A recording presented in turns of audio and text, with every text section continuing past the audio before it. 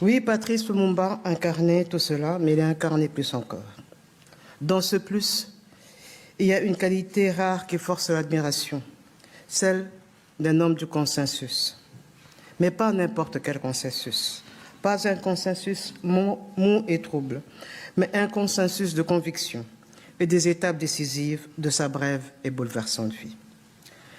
Né et ayant grandi au centre du pays, dans le Sankoro, il commence sa carrière professionnelle au nord de la République, à Kisangani, dans la province orientale. Il fonde à Kinshasa le tout premier mouvement politique pluriethnique et national, le Mouvement national congolais, MNC en sigle. Il devient le premier Premier ministre d'une République démocratique du Congo, une et indivisible. Distingués invités, qu'il me soit permis d'affirmer qu'il n'y aura pas de redressement de notre patrie, le Congo, pour en faire un pays, une nation et un État digne de ce nom, si nous ne nous employons pas énergiquement à restaurer et à replanter ces valeurs, véritables repères qui ont été légués à notre société par celles et ceux qui ont, dès l'aube du 30 juin 60, porté notre destin sur leurs épaules. Et cette restauration passe notamment par l'honneur à leur rendre.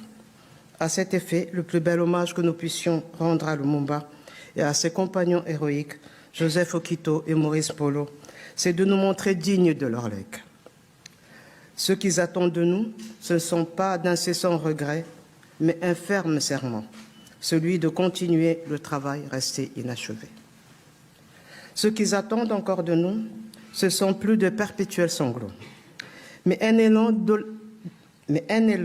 audacieux et volontariste, porté par chacun de nous, et plus particulièrement par les jeunes Congolais.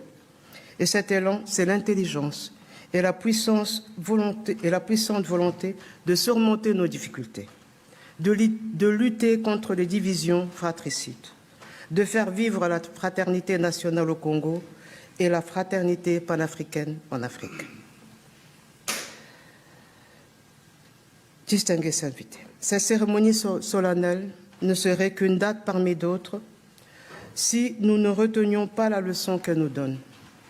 Ce moment d'émotion et de gravité doit ouvrir un moment d'espoir.